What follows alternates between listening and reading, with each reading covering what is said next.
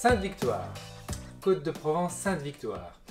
On vous emmène à présent à Trettes, petit village au pied de cette montagne en Provence, la montagne Sainte-Victoire, où la famille Négrel cultive depuis 7 générations des vignobles, ici un rosé à base principalement de grenache, cinsault avec une petite pointe de syrah, et travaillé en bio. Alors on est sur un classique en termes de rosé de la Provence, c'est-à-dire que la couleur est très très pâle. C'est ce qui est souvent recherché, apprécié en Provence.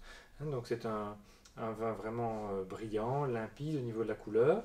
Au nez, très aromatique et très fin. C'est surtout la caractéristique de ces vignobles qui sont un peu plus en altitude et qui donnent toujours du coup des raisins avec de la fraîcheur, une maturité parfaite. Donc on a vraiment un fruit frais, des notes un petit peu florales, un petit peu hibiscus. C'est vraiment très raffiné, très élégant, quelques touches un petit peu d'agrumes, quelques touches de pêche blanche, quelques touches de fruits rouges également. Donc c'est complexe, mais c'est vraiment sur l'élégance. Alors en bouche.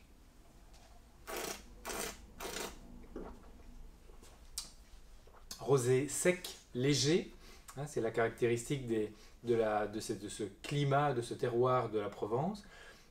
Très fin, avec beaucoup de vivacité, donc c'est vraiment un rosé qui joue son rôle de rafraîchir, de désaltérer, à condition bien sûr qu'il soit servi bien frais, ce que je vous suggère.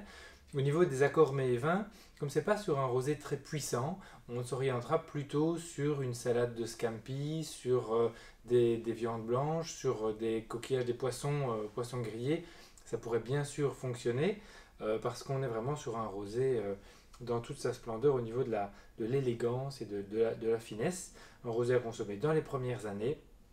Et donc je vous souhaite une très très bonne dégustation.